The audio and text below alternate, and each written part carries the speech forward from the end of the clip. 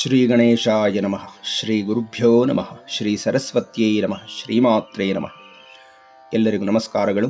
ಆತ್ಮೀಯರೇ, ಸೌಂದರ್ಯ ಲಹರಿಯ 52ನೆಯ ಶ್ಲೋಕ. ಗತೆ ಕರ್ಣಾಭ್ಯರ್ಣಂ ಗರುತ ಇವ ಪಕ್ಷ್ಮಾಣಿ ದಧತಿ ಪುರಾಂ ಭೇತ್ತುಶ್ಚಿತ್ತ ಪ್ರಶಮರಸ ವಿದ್ರಾವಣ ಫಲೆ ಇಮೇ ನೇತ್ರೇ ಗೋತ್ರಾಧರಪತಿ ಕುಲೋತ್ತಂಸ ಕಲಿಕೆ ತವಾಕರ್ಣಾಕೃಷ್ಟಃ ಸ್ಮರಶರ ವಿಲಾಸಂ ಕಲಯತಃ.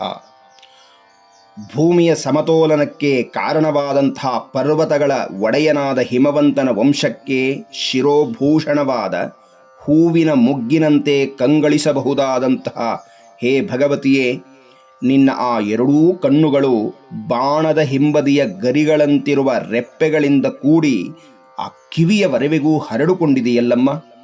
ಅದು ತ್ರಿಪುರಾರಿ ಅನಿಸಿದಂಥ ಪರಮೇಶ್ವರನ ಅಂತರಂಗದಲ್ಲಿರುವ ಶಾಂತಿ ಅನ್ನುವ ರಸವನ್ನು ಕದಡಿಸಿ ಓಡಿಸುವ ಪ್ರಯೋಜನವನ್ನು ಹೊಂದಿ ಆ ಕಿವಿಯವರೆವಿಗೆ ಸೆಳೆಯಲ್ಪಟ್ಟ ಮನ್ಮಥನ ಬಾಣಗಳ ಸೊಬಗನ್ನು ಅನುಕರಣ ಮಾಡುತ್ತಿರುವಂತಿದೆಯಮ್ಮ ಅಂತ ಹೇಳಿ ಈ ಶ್ಲೋಕದಲ್ಲಿ ಶ್ರೀ ಶ್ರೀ ಶಂಕರ ಭಗವತ್ಪಾದರು ಹೇಳ್ತಾ ಇದ್ದಾರೆ.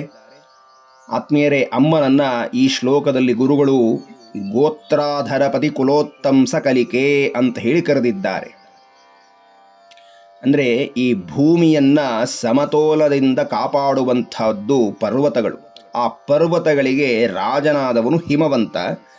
ಇಂತಹ ಹಿಮವಂತನ ವಂಶದ ಕೀರ್ತಿಯನ್ನು ಆಚಂದ್ರಾರ್ಕವಾಗಿ ಬೆಳಗಿಸಿದಂಥ ತಾಯಿ ಹೈಮವತಿ.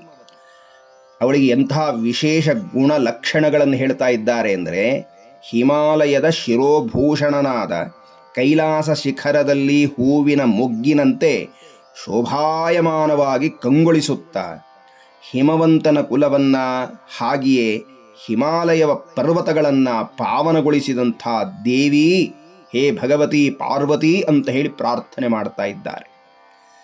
ಇಂತಹ ಹೈಮವತಿ ಅನಿಸಿದಂಥ ಶ್ರೀಮಾತೆಯೇ, ನಿನ್ನ ಎರಡೂ ಕಣ್ಣುಗಳು ಸಹ ಕಿವಿಯವರೆವಿಗೆ ಚಾಚಿಕೊಂಡಿದೆಯಮ್ಮ. ಅದು ಅಷ್ಟು ವಿಸ್ತಾರವಾಗಿ ವಿಶಾಲವಾಗಿದೆ ನಿನ್ನ ಕಣ್ಣುಗಳು. ಗರುತ ಇವ ಪಕ್ಷ್ಮಾಣಿ ದಧತಿ.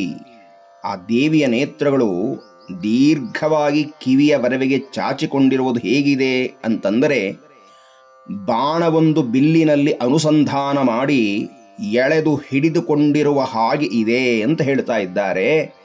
ಆ ಬಾಣದ ಹಿಂಬದಿಯ ಭಾಗದಲ್ಲಿ ಪುಕ್ಕಗಳಿರುತ್ತೆ. ಆ ಗರಿಯಂತಹ ಪುಕ್ಕಗಳನ್ನು ಆಚಾರ್ಯರು ಇಲ್ಲಿ ಅಮ್ಮನ ರೆಪ್ಪೆಗಳಿಗೆ ಹೋಲಿಸಿ ಹೇಳ್ತಾ ಇದ್ದಾರೆ. ಇಂತಹ ಮೋಹಕವಾದ ಕಣ್ಣುಗಳಲ್ಲಿ ಮಾರನು ನೆಲೆಸಿದ್ದಾನೆ. ಆ ಅಮ್ಮನ ಕಣ್ಣುಗಳೆಂಬ ಬಿಲ್ಲನ್ನು ಧರಿಸುವಂಥ ಮನ್ಮಥ ಶಿವನ ಮನಸ್ಸಿನ ಮೇಲೆ ಅನುಸಂಧಾನ ಮಾಡಿ ಶರಗಳನ್ನು ವಿಲಾಸದಿಂದ ಪ್ರಯೋಗ ಮಾಡ್ತಾ ಇದ್ದಾನೆ ಅಂತ ಹೇಳ್ತಾ ಇದ್ದಾರೆ.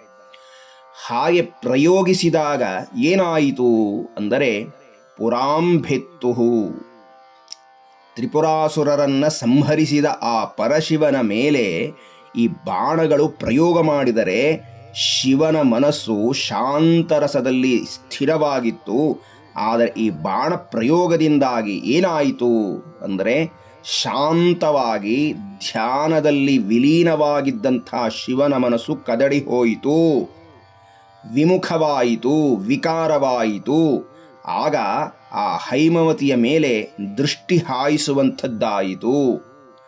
ಹೀಗಾಗಿ ಆ ಕಣ್ಣಿನಿಂದ ಬಿಟ್ಟ ಬಾಣದ ಫಲವೇನು ಅಂದರೆ, ಶಿವನನ್ನು ಧ್ಯಾನದಿಂದ ವಿಮುಖನನ್ನಾಗಿ ಮಾಡಿ ಪಾರ್ವತಿಯನ್ನು ನೋಡುವಂಥದ್ದು ಅನ್ನುವ ಭಾವನೆಯನ್ನು ಕಾವ್ಯಮಯವಾಗಿ ಈ ಶ್ಲೋಕದಲ್ಲಿ ಗುರುಗಳು ವ್ಯಕ್ತಪಡಿಸ್ತಾ ಇದ್ದಾರೆ. ಇಂತಹ ಸುಂದರವಾದಂಥ ಕಾವ್ಯವನ್ನು ಕೊಟ್ಟಂಥ ಶಂಕರ ಭಗವತ್ಪಾದರಿಗೂ ಜಗದಂಬೆಯ ಪಾದಾರವಿಂದಗಳಿಗೂ ಶಿರಸ ಮನಸ ವಂದಿಸುತ್ತಾ ಮುಂದಿನ ಉಪನ್ಯಾಸದಲ್ಲಿ ಮುಂದಿನ ಶ್ಲೋಕವನ್ನು ಚಿಂತನೆಯನ್ನು ನಡೆಸೋಣ. ಎಲ್ಲರಿಗೂ ವಂದನೆಗಳು. ನಮಸ್ಕಾರ.